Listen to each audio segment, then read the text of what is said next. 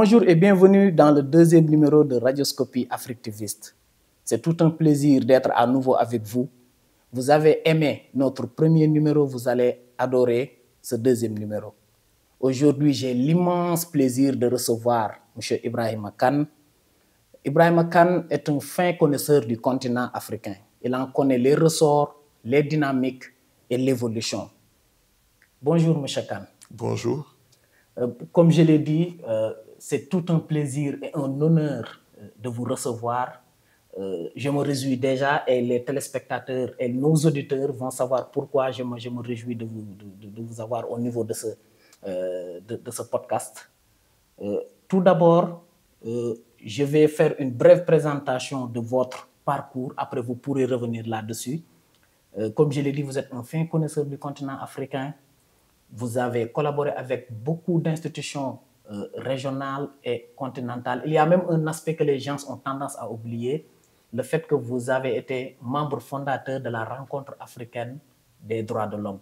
Donc, c'est la raison pour laquelle je disais que les téléspectateurs, les auditeurs, nos amis qui nous suivent vont apprendre beaucoup de vous, de votre connaissance, de votre maîtrise des questions qu'on va aborder dans ce podcast.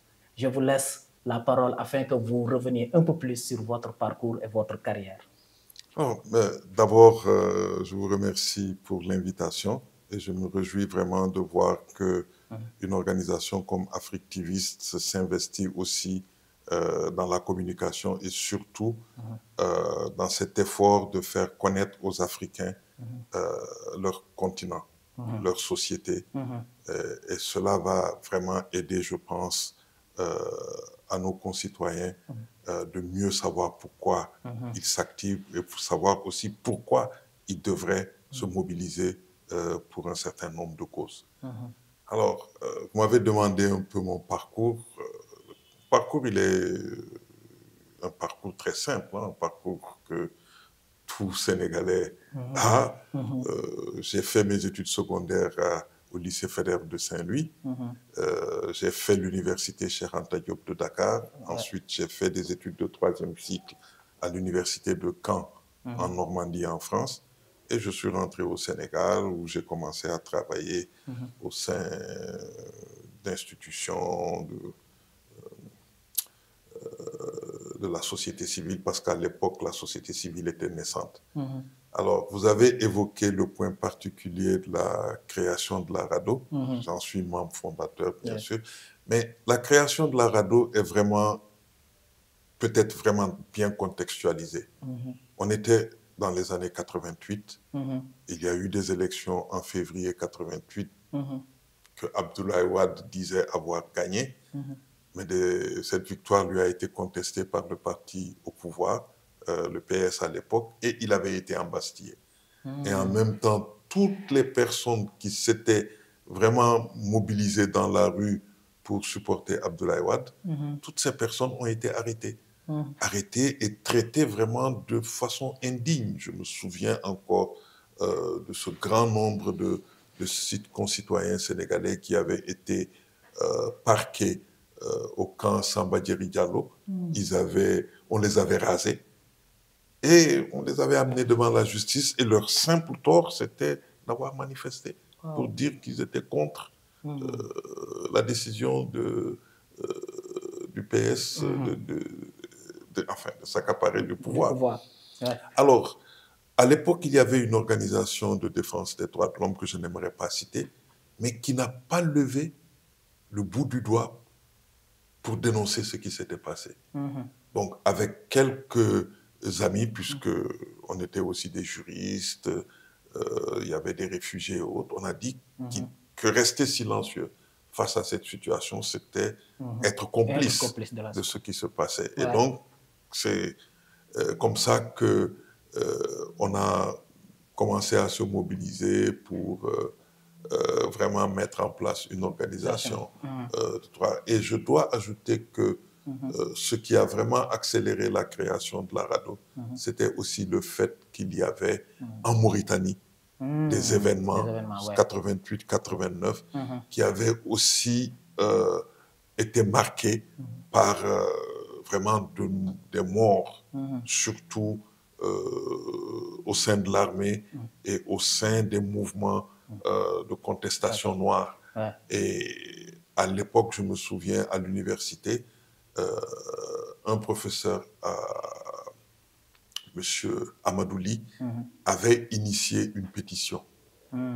Et le but de la pétition, c'était de dénoncer la situation des Noirs en Mauritanie. Et donc, de fil en aiguille, on a pu, grâce aux universitaires qui s'étaient mobilisés, grâce aux citoyens sénégalais, mettre en place la RADDHO. Et 2 ans après, en 90, la RADDHO était créée.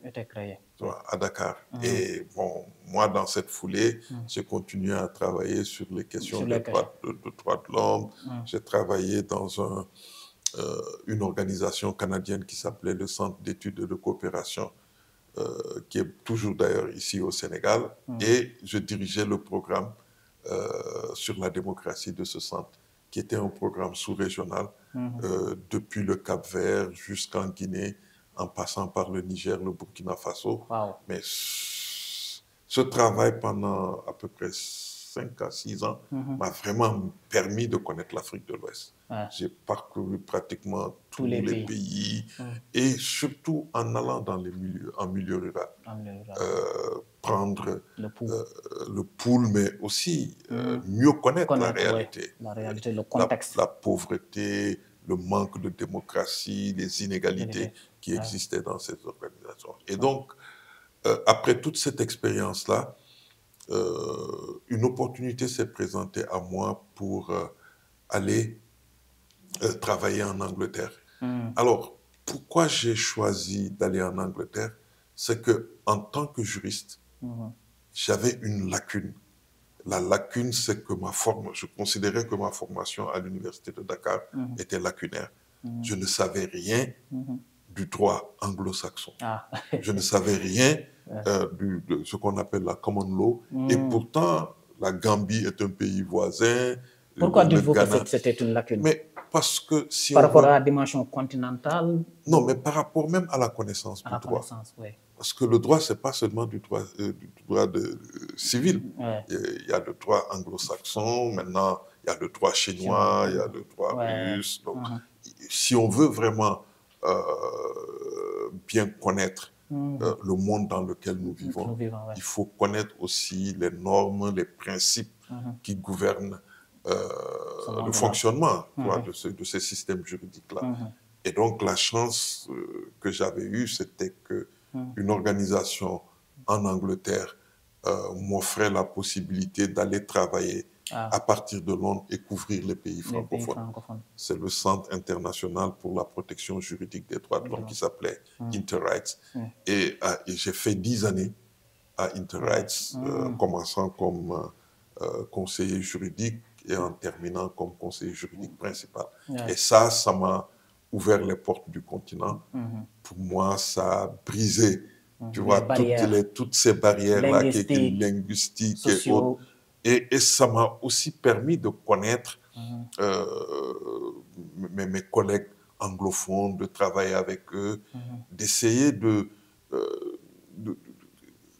tout mettre en œuvre pour que, en tant qu'Africains, que nous construisions un système qui nous est propre, un système qui vraiment peut aider l'Afrique à s'en sortir. Parce que la démocratie, ce n'est pas simplement le respect de l'état de droit, mais c'est le respect de la vie et de la dignité humaine. C'est le fait que tout citoyen puisse se considérer comme appartenant à une communauté et contribuant au bon fonctionnement de la communauté.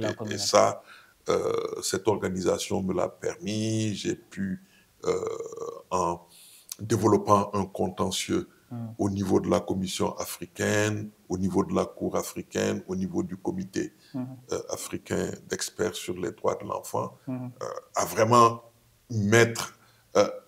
plutôt amener d'autres Africains à croire en leur système juridique.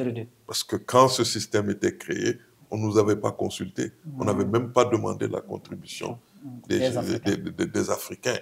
Mais c'est le seul système qu'on avait et il fallait tout mettre en œuvre pour que ce système fonctionne pour nous. Et aujourd'hui, avec le recul, je pense qu'on a réussi quand même, pas à tout changer, mais on a réussi à mettre en place quelque chose voilà, qui fonctionne. Ouais, Aujourd'hui, aujourd'hui, la Commission africaine, elle est connue de tous. Les gens l'utilisent. La Cour africaine, elle fonctionne. Le Comité africain des droits et du bien-être fonctionne. Et les Africains commencent vraiment à utiliser ce mécanisme pour défendre leurs droits. Leurs droits, oui. Donc, vous avez vu, en fait, j'exagérais pas lorsque je disais que nous avons avec nous quelqu'un qui maîtrise les sujets et vous avez bien fait de en fait, revenir sur cet historique de la lutte pour les droits humains, de la création de la RADDHO, parce que ça permet de camper le débat. Je veux aussi qu'on reste au plan national. Vous avez débuté avec la création de la RADDHO et ce qui s'est passé en 1988. On a élu un président ici au Sénégal le 24 mars 2024. Bientôt, il va faire un an. Quel bilan, quelle appréciation faites-vous de ces un an-là en termes de gouvernance politique et démocratique? Alors, il me semble que pour apprécier cette première année de la gouvernance Faye, il faut comprendre comment Faye est venu au pouvoir. Ça n'a pas été facile. Ça a été vraiment très difficile, à la fois pour les Sénégalais épris de paix et de justice, mais aussi pour tous ceux qui pensaient que le système démocratique sénégalais était un système démocratique puissant. De 2021 à 2023, vous avez vu comment, de manière méthodique, de manière systématique, ceux qui dirigeaient le pays à l'époque ont tout fait pour barrer la route aux jeunes. Parce que pour moi, ce qui fait, en tout cas ce qui caractérise cette nouvelle gouvernance-là, c'est la jeunesse. C'est la jeunesse. Et les jeunes qui étaient tellement effarouchés par la manière dont les gens géraient les deniers publics, le développement de la corruption, le fait que l'État fonctionnait, comme disent les Sénégalais, et ce système-là fonctionnait tellement mal que les jeunes ont décidé de descendre dans la rue et de contester le pouvoir. Et cette contestation-là, elle s'est faite dans les conditions que vous savez. Et ces jeunes-là qui ne s'étaient pas vraiment préparés, parce que même leur projet, comme ils le disent, c'est maintenant qu'on sait que le projet n'avait même pas été bien élaboré. Donc, ils sont venus au pouvoir dans des conditions difficiles. Et ils sont venus aussi au pouvoir parce que, à un moment où ils n'avaient pas cette expérience politique. Parce que le système politique d'alors ne permettait pas aux jeunes de se faire la main au sein des partis politiques, en tout cas au sein du système qui existait, l'Assemblée nationale et autres. Tout était tellement verrouillé que les jeunes n'avaient pas leur place. Et donc, quand ces jeunes-là font irruption dans l'appareil d'État, étant pour la plupart des fonctionnaires, ils ne peuvent que répéter ce qu'ils savent. Et ça se ressent tous les jours dans le fonctionnement de l'appareil d'État. Il y a des hésitations, on n'arrive pas à savoir par quel bout prendre les problèmes, tellement on est assailli par les difficultés. Il faut aussi savoir que le Sénégal est un pays pauvre. Aujourd'hui, on vous parle de découverte du pétrole et du gaz, mais ça, pour moi, c'est un leurre.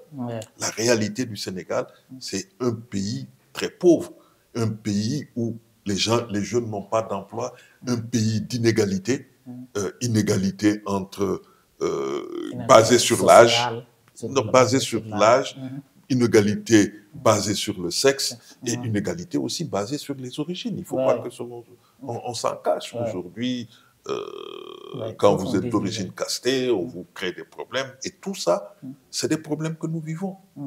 Et une société ne peut pas évoluer démocratiquement quand une société vit ce genre d'inégalité. Et donc, les jeunes qui sont venus au pouvoir, que ce soit Diomaye, soit Sonko, ont eu à faire face à ce genre de difficultés. S'y ajoute un problème que beaucoup ne prennent pas très au sérieux, mais qui pour moi est un problème fondamental. Celui qui devait être naturellement président de la République ne l'a pas Ouais, été, ne l'a pas été, ouais. et quelqu'un d'autre l'a été à Pour sa vous, place. c'est un facteur déterminant? Bon, facteur déterminant, mais on voit dans le fonctionnement du système que entre la présidence de la République et la primature, il y a quand même un jeu, un rapport de force. Un rapport de force qui, on espère que dans ce jeu-là, on ne va pas nous répéter les histoires de 1962, parce que le même système a existé, mais il n'a pas... Senghor et Mamadou Dia. Voilà, mais il n'a pas produit de bons résultats. Mais j'espère que les jeunes ont déjà connaissance de cette expérience et qu'ils feront tout pour éviter la difficulté. L'essentiel est qu'aujourd'hui, ils sont au pouvoir. Il n'y a pas d'autre. Il faut qu'ils réussissent parce qu'il y a des millions de Sénégalais qui veulent changer de situation. Il y a des millions de Sénégalais qui veulent que leur vie change. On est dans un monde où il est inconcevable de vivre dans cette situation de pauvreté. On est dans un mois de carême. Regardez Dakar. Il y a beaucoup de gens qui passent leur vie à mendier, alors qu'on a 60 ans d'indépendance, 65 ans même, qu'on va célébrer cette année. Donc ça, vraiment, c'est un problème. Et ça, c'est lié à la manière dont l'élite politique a géré le pouvoir depuis les indépendances. Merci beaucoup. Et nous pensons aussi aux gens qui sont dans les rues à mendier et en fait qui n'ont pas de subsistance dans ce mois de carême. Nous pensons bien à eux. On va quitter le Sénégal pour descendre dans la sous-région. Au niveau du Sahel, je pense que tout le monde l'a constaté. Il y a eu des coups d'État, il y a eu une nouvelle alliance politique qui s'est formée entre le Niger, le Mali et le Burkina Faso, qui est l'alliance des États du Sahel. Quelle est votre analyse? Et je rappelle, ces États ont quitté la CEDEAO pour former cette nouvelle alliance-là. Quelle est votre analyse de cette scission de ces États au niveau de la CEDEAO ou de la CEDEAO? Mais on a vu venir cette scission. On a vu venir cette scission parce que je pense qu'il est important de rappeler à ceux qui nous regardent ou ceux qui nous écoutent que dans ces trois pays-là, il y a eu des coups d'État militaires qui ont destitué des présidents qui avaient été démocratiquement élus. Dans ces pays, on vivait des situations insurrectionnelles. Il y a au Mali, par exemple, pratiquement une guerre civile qui ne dit pas son nom. Au Niger, on parle de terrorisme, mais pratiquement, c'est des gens du pays qui se soulèvent contre leur gouvernement. Et l'insécurité était aussi la chose la mieux partagée au niveau de ces pays-là. Les raisons de l'insécurité, peut-être qu'on reviendra là-dessus. Et il y a des règles qui gouvernent le fonctionnement de nos États dans le cadre sous-régional, dans le cadre de la CEDEAO. Depuis 2000, les États de la CEDEAO ont décidé, avec la chute du mur de Berlin, de s'inscrire vraiment dans une dynamique non seulement d'intégration régionale, mais une dynamique de faire fonctionner les règles démocratiques dans tous les pays de la région. Et cette dynamique démocratique, elle est antinomique du coup d'État militaire. Ces militaires qui sont venus au pouvoir, la CEDEAO a essayé de tout mettre en œuvre pour qu'il y ait une transition courte. Dans certains pays, certains de ces pays, ça n'a pas marché. Et comme sanction, la CEDEAO a eu la main lourde. Très, très, très lourde. Par exemple, le coup d'État au Niger, on a pratiquement même interdit au pays d'importer des médicaments. Alors, restons un peu sur le coup d'État au Niger. Comment expliquerez-vous ce raté diplomatique, ce qui s'est passé au Niger? Mais je pense que c'est un peu lié à la situation de l'époque. Qu'est-ce qui s'est passé à cette réunion de l'UA? D'abord, un nouveau président était arrivé, c'est le président du Nigeria, qui venait d'être élu. Voilà, qui venait d'être élu et dont l'élection, d'ailleurs, n'avait pas été conformée par le système judiciaire local, parce qu'il doit être confirmé par la justice. Tinubu arrive au pouvoir et Tinubu se voit nommé à la tête de la CEDEAO. Donc, pour lui, il faut montrer qu'on tient cette organisation-là. Et donc, il va vers la prise, voilà, va vers la prise de décision forte, alors que aucun de ces chefs d'État-là n'avait une claire idée des dynamiques internes au Niger. Qu'est-ce qui a poussé les militaires à prendre au pouvoir? Comment les choses se sont passées? La raison voulait que, au moins, qu'on aille sur place, qu'on se fasse une idée de ce qui se passe réellement dans le pays, avant de prendre des décisions, avant de prendre des sanctions. Ça, c'est une chose. Et deuxièmement, jusqu'à présent, on ne comprend pas comment. Parce que dans le système de la CEDEAO, les sanctions sont graduelles. Il y a un premier niveau de sanctions, un deuxième niveau et un troisième niveau. Mais on a sauté le premier, le deuxième et on est allé au troisième niveau. Parce que simplement, il y a eu une cascade ou une succession de coups d'État et on voulait les arrêter. Donc, vous voyez que les chefs d'État... Le troisième niveau, c'est la menace de faire intervenir... Ah non, non, non. Le troisième niveau de sanctions, c'est les sanctions financières. C'est l'interdiction... Le Niger était arrivé dans une situation où on ne pouvait même pas payer les salaires. Et je ne te parle pas dans un pays qui est en guerre, où la situation humanitaire est très délicate. Vous interdisez à ce pays-là d'importer des médicaments et autres, mais c'est vraiment pratiquement tué. Et en plus, on menace ce pays de l'envahir. Pour aller prendre le pouvoir et remettre notre pouvoir en place. Donc ça a pratiquement grippé le système. Et aujourd'hui, avec le recul, on se rend compte que on a mal analysé la réalité. On a aussi pris des décisions, je ne dirais pas irresponsables, mais qui n'étaient pas des décisions adaptées à cette réalité-là. Et donc, on se trouve aujourd'hui dans une situation où ces militaires-là se disent, on y est, on reste, quel que soit le prix.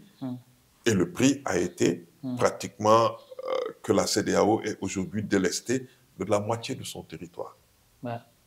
Et ça, c'est un problème très sérieux, au-delà de ces aspects financiers, de ces aspects. Mais c'est toute une région qui va désormais apprendre à vivre d'une autre manière. Parce que la libre circulation des personnes qui était vraiment la chose la mieux partagée au niveau de la région aujourd'hui est remise en cause.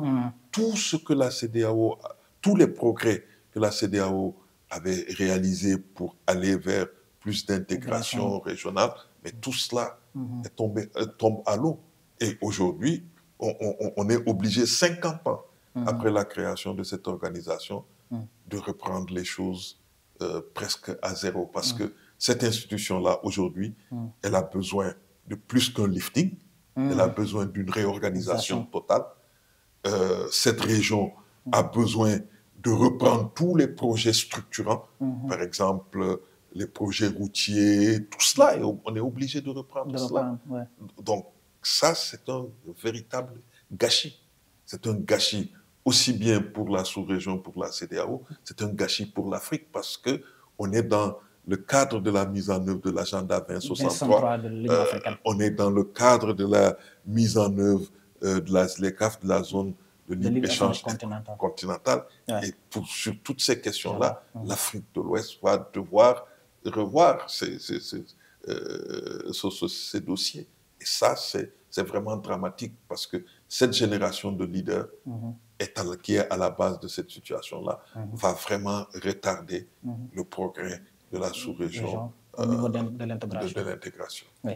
Merci beaucoup. Et je pense qu'on va rester sur la CEDEAO.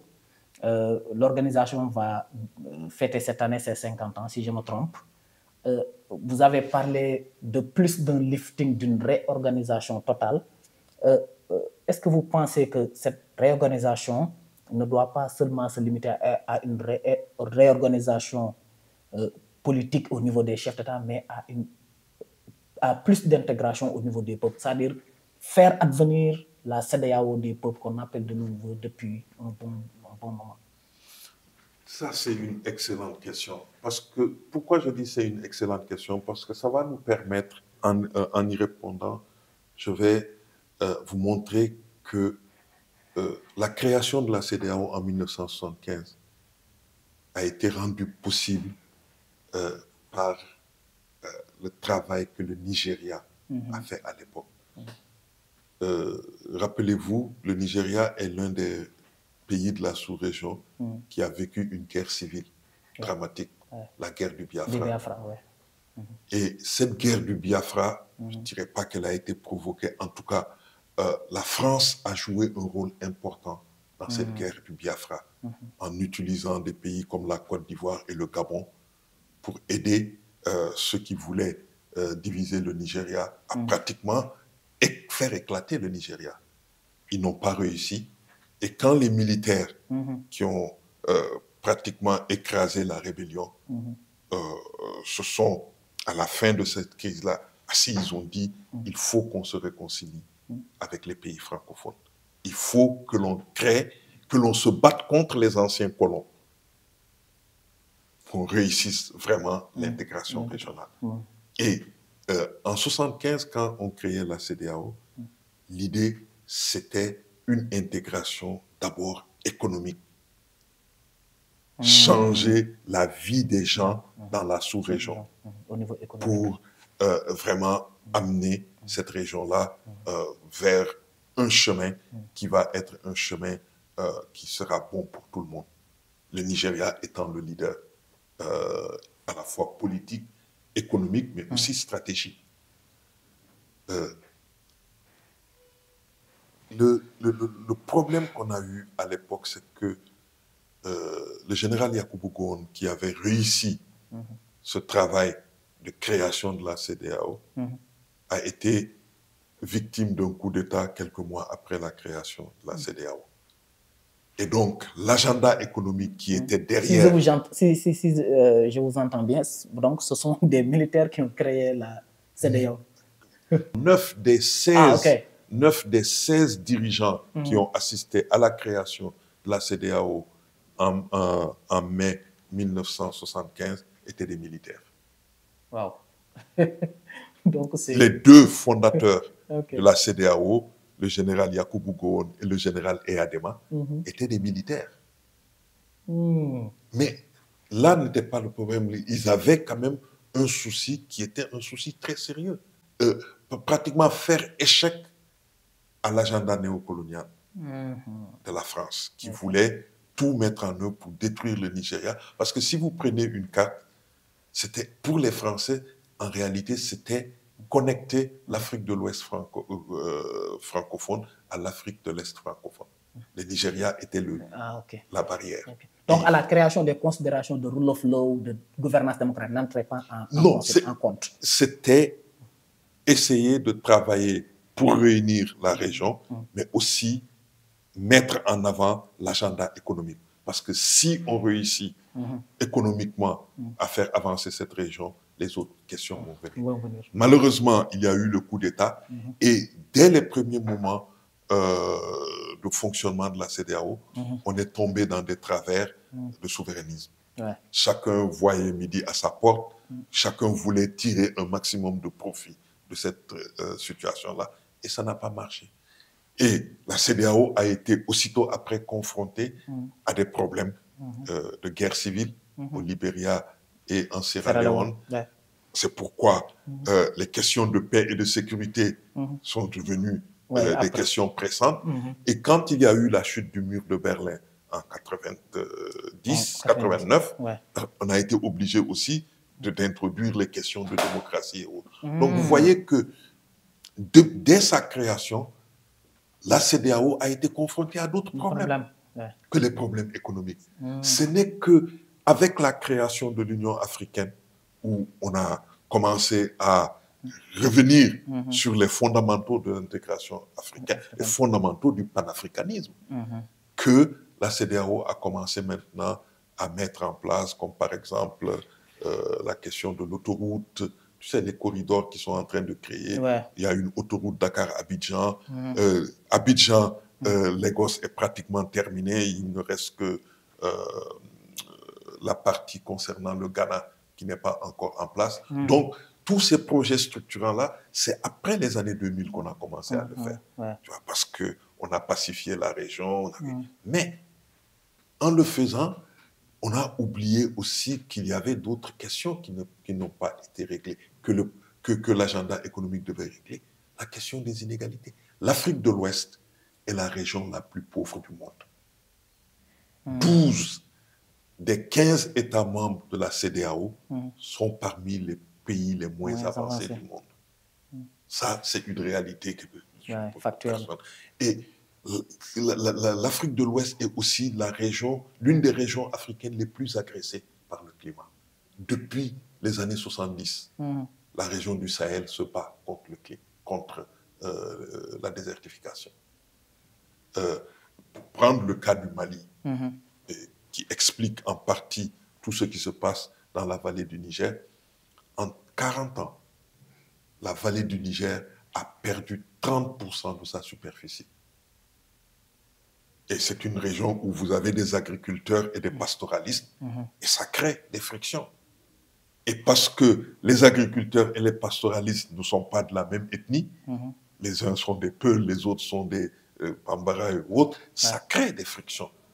Et l'organisation n'a pas été capable de mettre en place des mécanismes, des systèmes pour pouvoir gérer ce genre de situation. Et c'est ce qui nous a donné la situation aujourd'hui.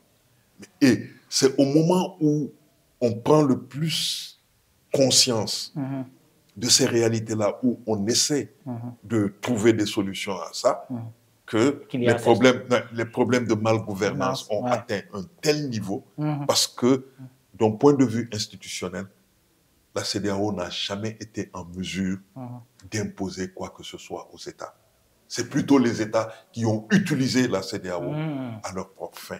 Et l'intégration régionale ne se construit pas de cette manière. Si vous voyez l'intégration la mieux réussie aujourd'hui, qui est l'intégration européenne, mais c'est la Commission de l'Union européenne qui pratiquement fait fonctionner le système, qui impose aux États qui déraillent des règles pour qu'ils reviennent à l'ordre. Mais la CEDEAO, en tant qu'institution, ne l'a pratiquement pas fait. La seule fois que ça a été fait, c'était lorsque Tandian voulait changer la constitution du Niger pour organiser un troisième mandat. À l'époque, on avait un président de la commission qui était vraiment à cheval sur ses principes et qui pensait bien faire pour l'organisation, c'est Ibn Chambas, qui a tout mis en œuvre pour faire échec à cette tentative de troisième. Et finalement, Tandian n'a pas fait son troisième mandat. Et on a pu régler le problème du Niger après un coup d'État. La transition n'a pas duré 1 an et on est revenu. Il fallait, à partir de cette expérience-là, revoir tout le système. Malheureusement, ça n'a pas été fait. Et je dois avouer qu'il y a des influences extérieures dans le fonctionnement de la CEDEAO. Et ces influences extérieures ont joué un rôle tellement négatif qu'aujourd'hui qu'on se Mais cela ne doit pas quand même nous empêcher de dire qu'il y a eu des progrès dans la CEDEAO. Vous savez, le concept de citoyenneté régionale est une création de la CEDEAO. Ce concept a été créé en 1982.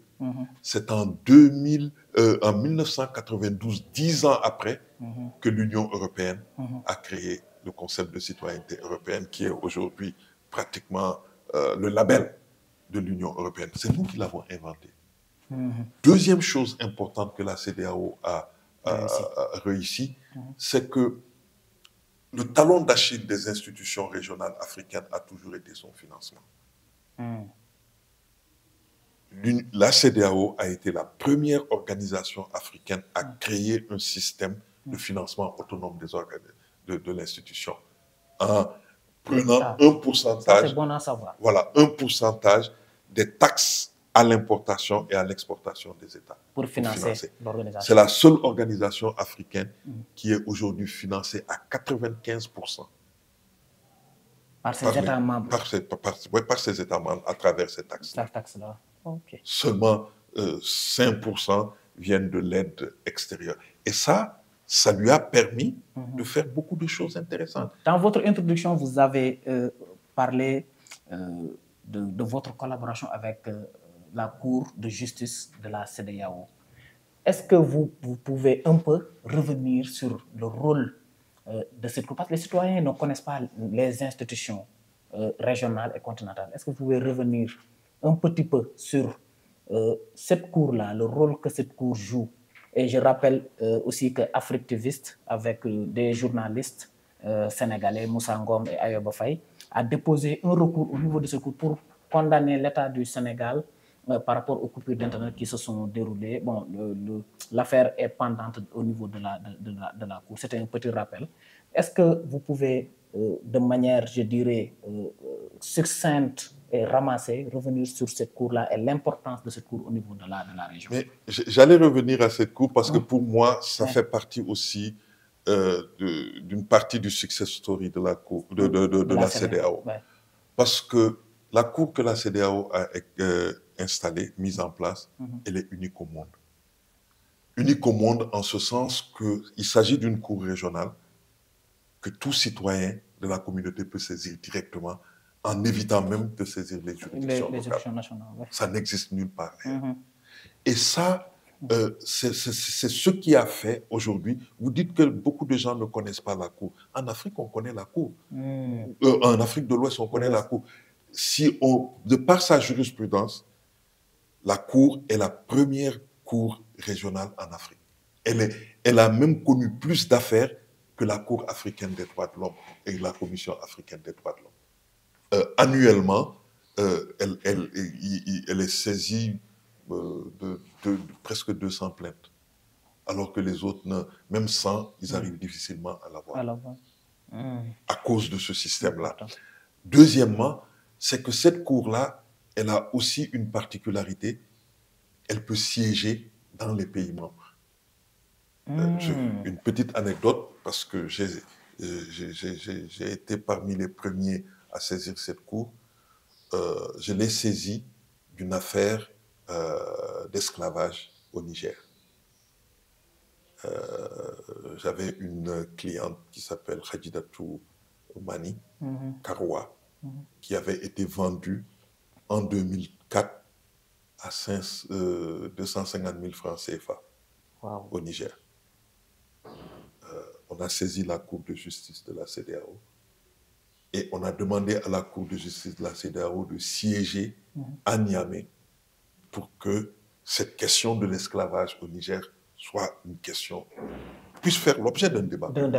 Centre du débat public. La Cour a siégé à Niamey, la Cour a condamné le Niger. Le Niger a accepté la condamnation de la Cour, a même indemnisé la victime. Et depuis lors, la question de l'esclavage a pignon sur rue au Niger.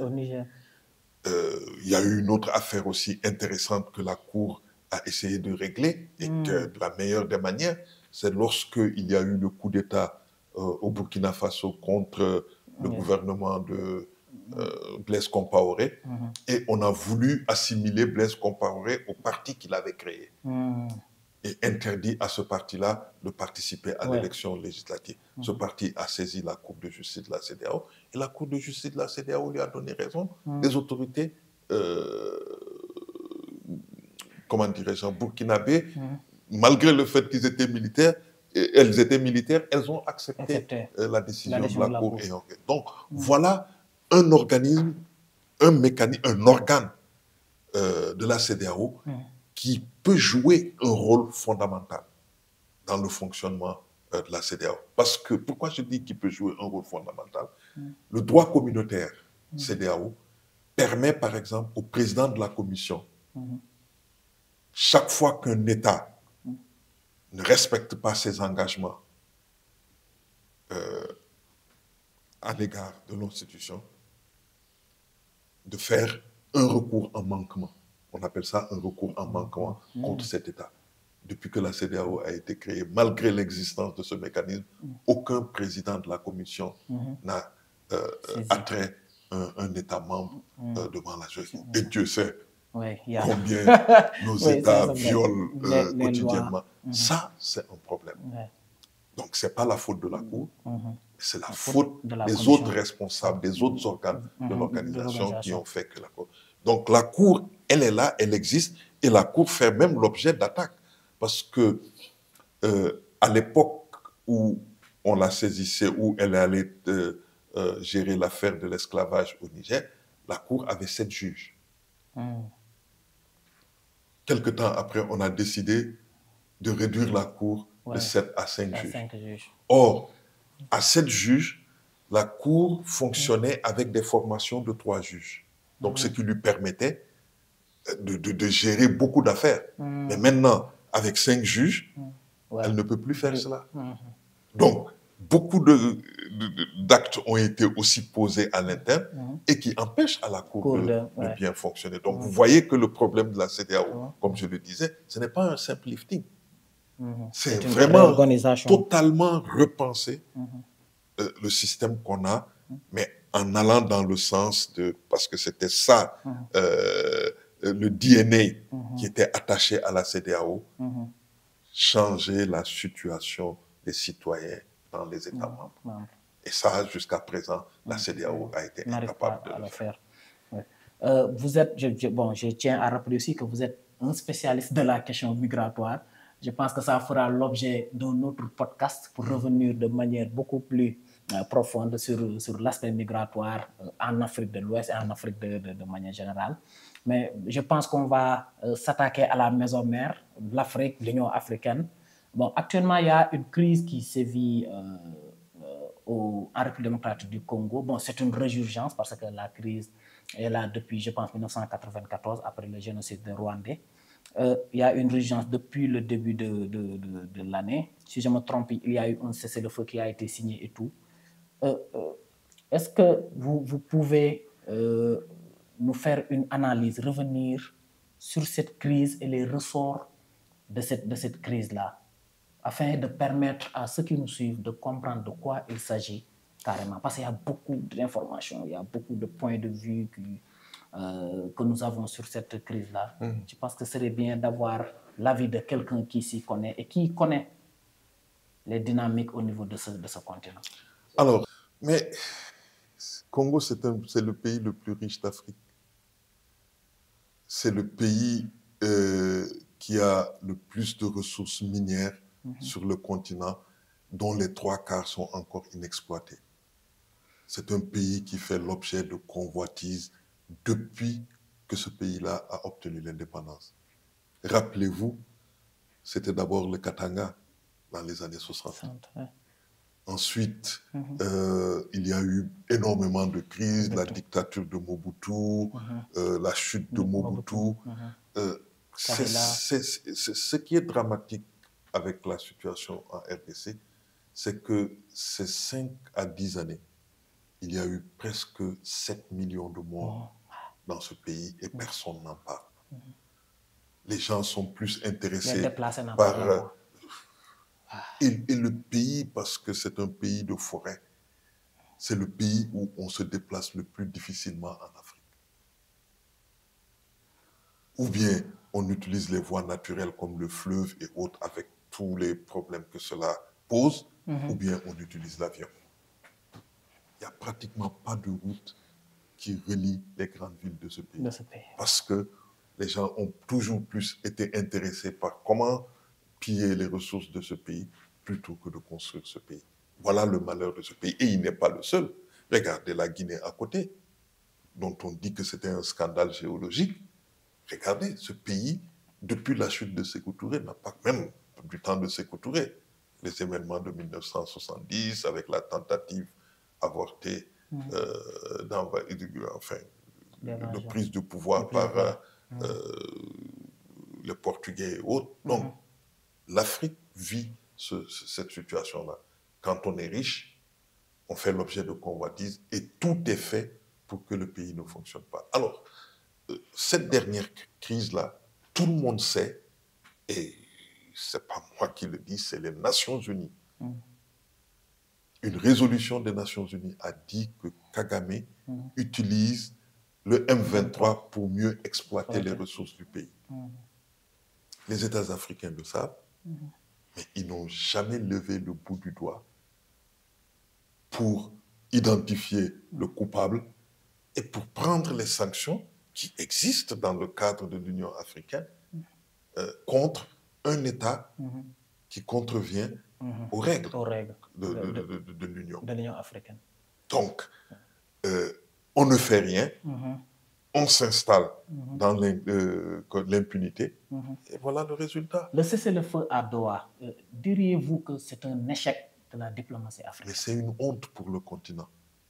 C'est-à-dire, c'est une honte, non seulement... Prenez un pays comme la RDC, c'est le plus grand, à l'heure actuelle, c'est le plus grand pays d'Afrique,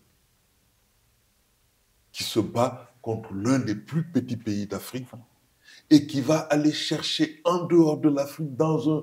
Je ne sais même pas comment on peut situer Doha. Comment on peut situer Doha sur la carte, un petit point pour aller demander à ces gens-là de régler nos propres problèmes. Alors qu'on crie Urbi et Orbi. Alors qu'il y a le processus de Luanda. Qu'il y a des solutions africaines à des problèmes africains. Le président, non seulement c'est une honte, mais c'est aussi une sorte d'injure au président en exercice, qui est le voisin de la RDC, le président de l'Angola. C'est lui qui a demandé, qui a proposé, au dernier moment, la veille de la réunion qui devait avoir lieu à Luanda, le Rwanda refuse d'y aller et fait échec à sa démarche. Mais en faisant échec à la démarche du président en exercice de l'Union africaine, on fait échec à l'Afrique dans sa recherche de solutions. Alors, si on est incapable de régler nos propres problèmes par nos propres moyens, mais d'autres viendront le feront à notre place, mais ils le feront selon leur agenda. Et déjà, on voit que les Américains essayent de négocier des contrats avec la RDC, et l'idée, c'est en faisant cela, puisque on ne peut pas exploiter des ressources dans l'insécurité, c'est d'essayer d'obtenir l'appui des États-Unis pour faire face à des problèmes d'insécurité. Alors que ce n'est pas la solution. La solution, c'est que ces ressources-là appartiennent aux Congolais. C'est aux Congolais de dire comment on doit le faire.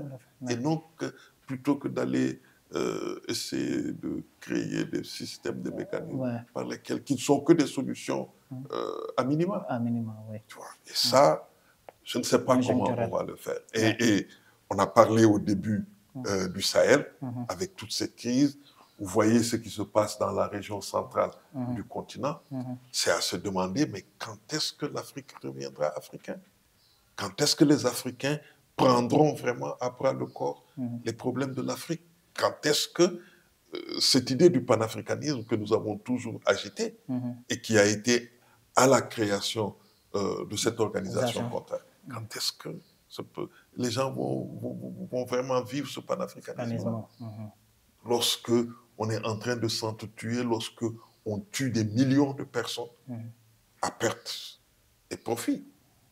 Parce que personne n'est jusqu'à présent identifié comme coupable de ces massacres-là qui ont eu lieu. Et parfois, d'ailleurs, on s'abrite derrière d'autres massacres qui ont eu lieu pour justifier les massacres que l'on doit commettre.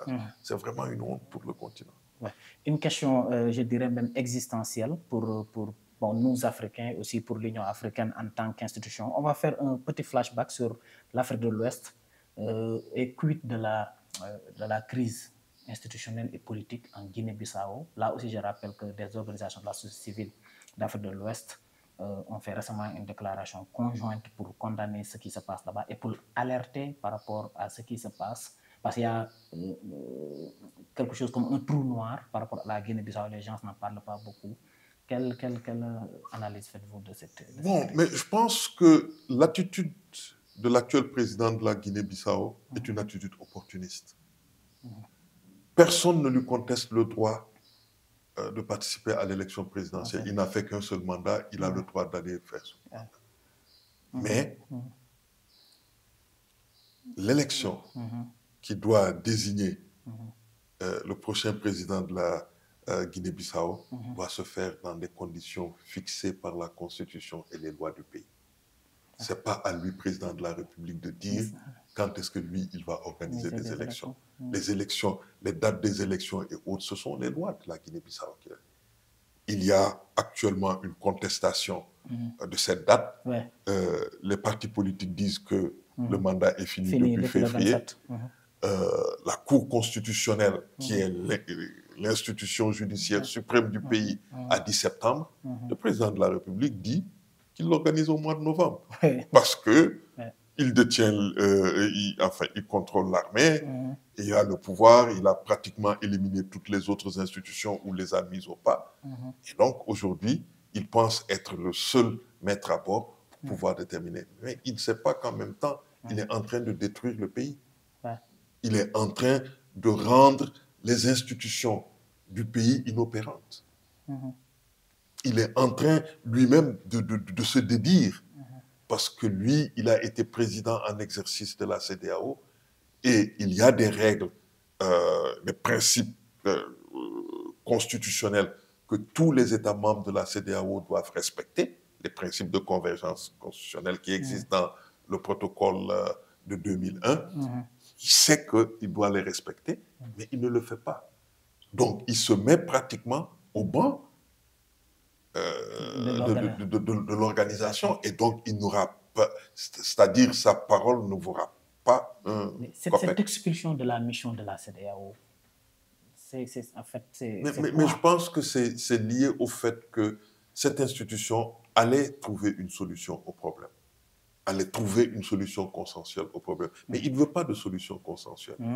Et regardez ce qu'il est allé faire. Il est allé voir Poutine en pensant que... Tout le monde sait que les relations entre la Guinée-Bissau et la Russie ne datent pas d'aujourd'hui. La Guinée-Bissau a été aidée par la Russie et la Chine pendant la guerre de libération. C'était un coup de compte diplomatique. Oui, mais c'était un coup de compte pour montrer aux gens, c'est que moi aussi, je peux décider d'aller voir qui je veux. Et je peux, et c'était utiliser la faiblesse institutionnelle de la CEDEAO pour penser vouloir faire ce que l'on veut dans ce pays-là. Il ne va pas aider la Guinée-Bissau, il ne va pas céder lui-même, parce que, qu'on le veuille ou pas, les élections seront organisées dans le pays. Tu vois? Et puis aussi, il n'est pas éternel. On a vu des gens plus puissants que lui. Et comment ils ont terminé leur présidence. Donc, ça nous... je pense que la question que vous venez de poser nous ramène à une réalité. C'est que, au fond, et des historiens l'ont mentionné pendant très longtemps, le problème de l'Afrique, ce sont ses élites.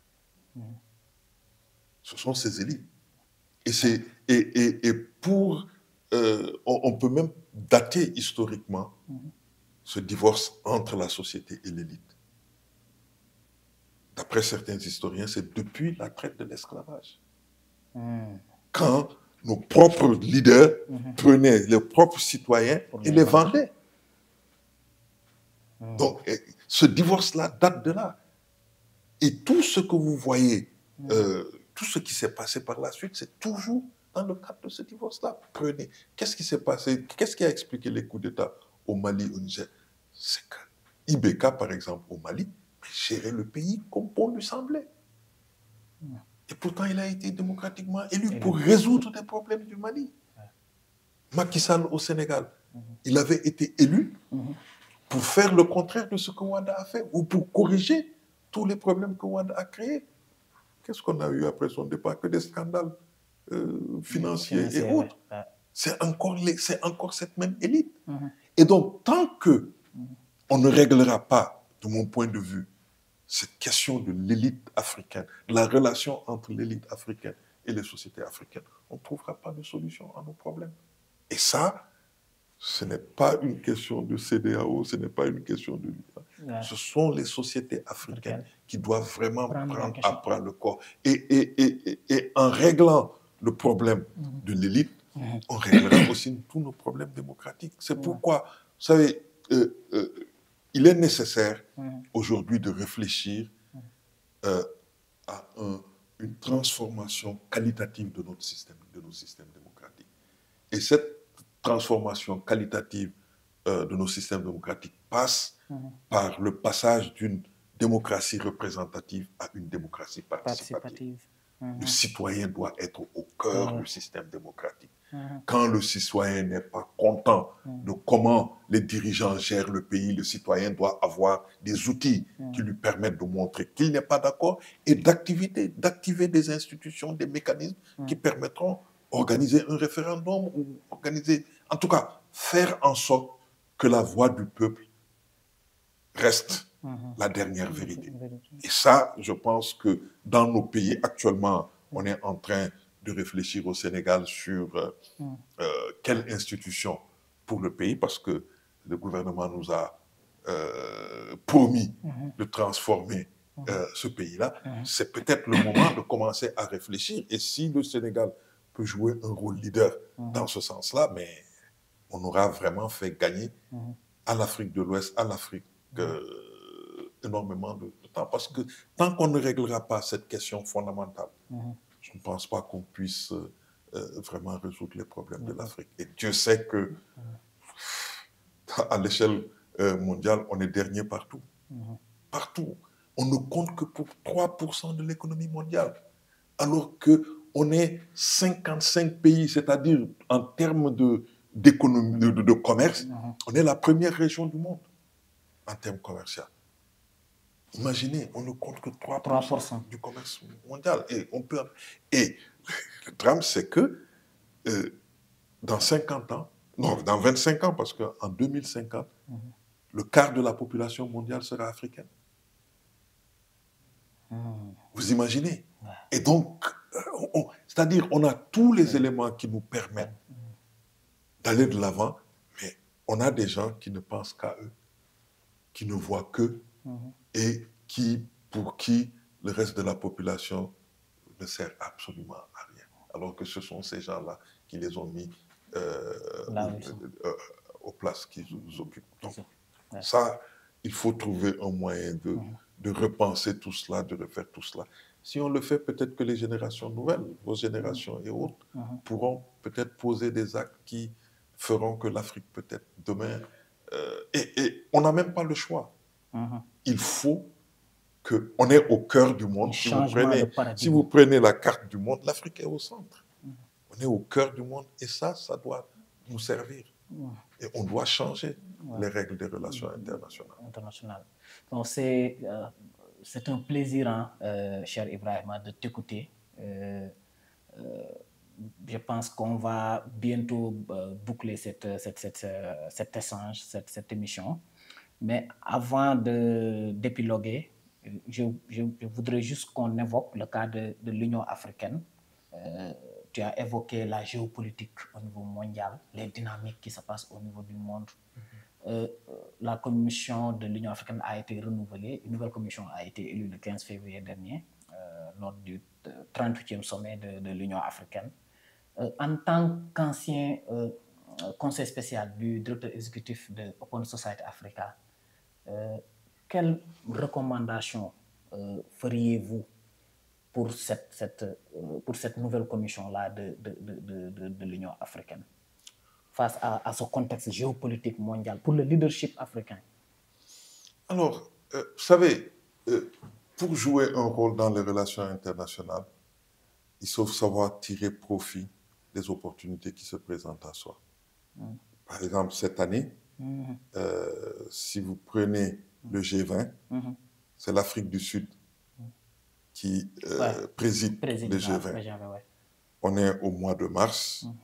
l'Union africaine est pratiquement invisible, alors que le G20, cette réunion du G20 aurait dû être un moment opportun pour discuter d'un certain nombre de questions que les États africains ont toujours agitées, comme par exemple la revue totale du système mondial de gestion de l'économie qui a été mise en place depuis 1945 avec les accords de Bretton Woods. Ce n'est pas un système dans lequel les Africains se retrouvent et ce n'est pas un système démocratique parce que c'est les plus puissants qui dominent, c'est les plus puissants qui décident et parfois même s'ils sont petits par la taille, ils peuvent imposer leur vue à d'autres. Alors que les relations internationales, comme vous l'avez vu, on n'est plus dans un monde bipolaire, on est dans un monde multipolaire. Et donc, ça devrait se faire. Comment on va arriver à poser cet agenda-là, à forcer le reste du monde à accepter de discuter de cet agenda? Ça, c'est une question que cette nouvelle administration devra gérer. La deuxième question que cette administration devra gérer, et ça, c'est interne à l'Afrique.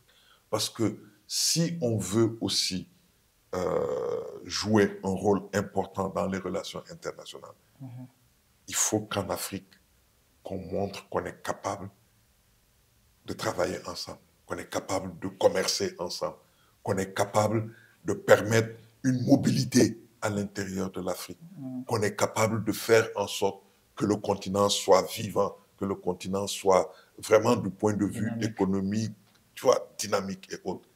La zone de libre-échange qu'on a créée, il faut qu'elle soit vivante.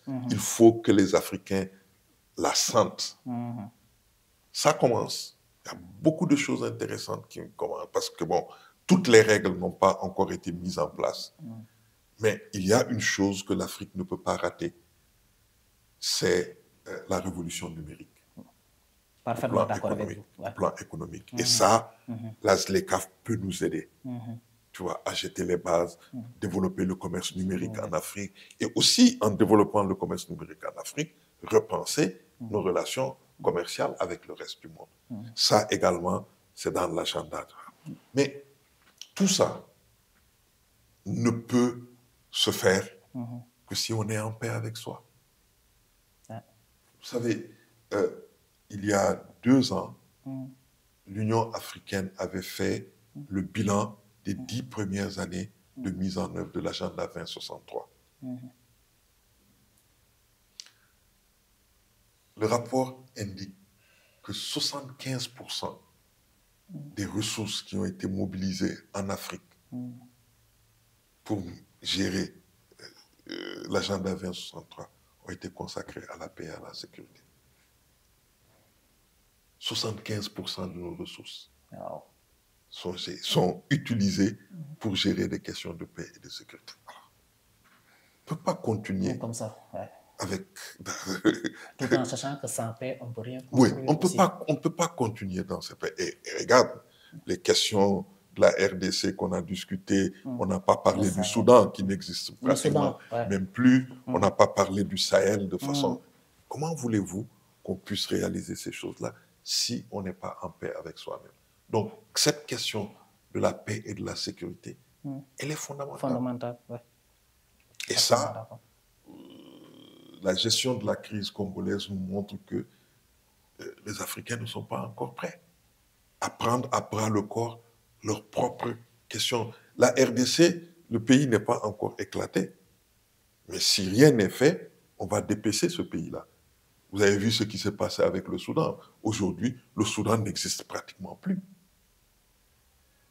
La zone du Sahel est aussi parce que la crise là dont on dit qu'elle est du terrorisme ou bien des trucs, elle est en train de gagner les pays côtiers. Il y a 2 semaines, une quarantaine de soldats béninois ont péri dans le nord du pays. Le Togo fait face à la même situation, la Côte d'Ivoire fait face à la même situation. Au Ghana, on a eu des velléités il n'y a pas très longtemps. Dans cette sous-région, il n'y a que le Sénégal et la Guinée, dans une certaine mesure, qui sont épargnés pour le moment. Mais jusqu'à quand? Donc, vous voyez que tant qu'on ne réglera pas aussi cette question de paix et de sécurité, on n'ira nulle part. Donc, votre génération a cette responsabilité et de jouer un rôle. Et quand on parle de paix et de sécurité, elle commence par mettre un terme à ces inégalités criardes qui existent dans nos sociétés. Tant qu'on ne luttera pas contre la pauvreté dans nos sociétés, on ne pourra pas avoir de paix. Ouais. Tu vois, la violence se nourrit de l'injustice. De l'injustice, ouais. Tant que les gens c'est-à-dire n'apprendront pas à vivre ensemble, on n'aura pas de paix et de sécurité. Vous savez, nos empires nous ont montré comment on gérait la diversité. Mais on ne sait même pas en tirer des leçons. Voilà. Tout ça, ce sont des questions importantes qu'il faudra prendre en compte. Mais cela suppose aussi qu'on ait des organisations qui soient capables, tu vois, de jouer leur rôle dans nos pays. Donc, on tourne un peu en rond. L'un ne va pas sans l'autre. Donc, c'est vraiment un moment, on est dans une période critique de l'existence de nos trucs, parce que si rien n'est fait, l'Union africaine va mourir de sa belle mort. La CEDEAO, on a dit, elle est pratiquement en situation de mort clinique. Et donc, il faut que nous refusions cette situation-là. Il faut qu'on se batte pour que quelque chose de nouveau naisse. Et ça, c'est les générations futures, parce que c'est les jeunes qui vont être les dirigeants de demain. C'est à eux de se préparer à faire face à ces situations-là. C'est à eux de travailler pour que... Et ça, la première condition, c'est qu'on soit mieux éduqués. Ouais. Et nous, malheureusement, dans nos pays, ce qui marche le moins, c'est le système éducatif de nos pays. Ouais. Prenez l'université sénégalaise. Jusqu'à présent, il y a des gens qui n'ont pas terminé l'année universitaire 2022-2023.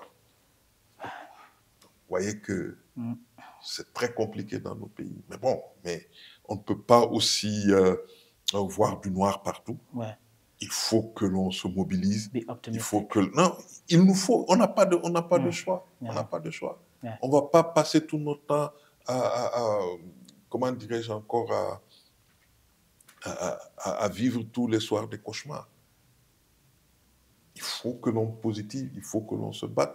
Tous ceux qui s'en sont sortis. Moi, un pays comme le Vietnam, pour moi, est l'exemple de résilience d'un peuple. Ouais. En 1975, ce pays avait été totalement détruit. Aujourd'hui, c'est un dragon. Ouais. Comment ils ont fait? Comment ils ont réussi? Ça, c'est des leçons. On importe même du riz du Vietnam. Alors qu'en 1975, ce pays était pratiquement à plat. Ouais. C'est possible. Ouais, mais pourvu qu'on ait les dirigeants qu'on mérite et on ait aussi qu'on se donne les moyens d'arriver à cela. Merci beaucoup, cher Ibrahima Kane. Ce fut un réel plaisir de l'écouter. Je pense que vous avez eu le même plaisir que moi. Africtiviste, en ouvrant cet espace-là d'échange et d'analyse, fait vivre cet espoir continental qu'on doit tous avoir. Et cet espoir aussi de trouver des solutions africaines aux problèmes africains. C'est très important. C'est la cause pour laquelle ce podcast existe. Nous sommes à la fin de ce deuxième numéro et ça a été un plaisir de l'animer et d'avoir comme invité M. Ibrahima Kane. Je vous l'ai dit au tout début de l'émission, c'est une bibliothèque. C'est quelqu'un qui connaît les dynamiques en Afrique et aussi dans le monde et qui en parle avec aisance et c'est un plaisir de l'écouter et de le laisser dérouler. Merci beaucoup, merci de nous avoir suivis.